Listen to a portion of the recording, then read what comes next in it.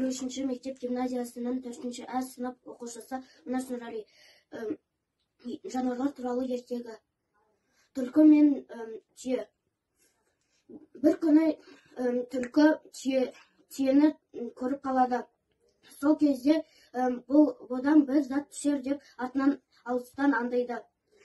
Бірде түйе өзеннен өтеді. Өзен терең бе деп түлкі сұрайды. Жоқ, терең емес, тізеден ғана келеді дегенде, егер тізеден ғана келсе мақұл деп өтеді. Сол кезде өзенге кіргенде түлкі суға батып бастайды. Сенің тізеден ғана келеді дегенің қайда? Мен батып жатырмын ғой. Сенің аяғың қандай, менің аяғым қандай? Әлім білмеген әлек деген осы, дейді түйе.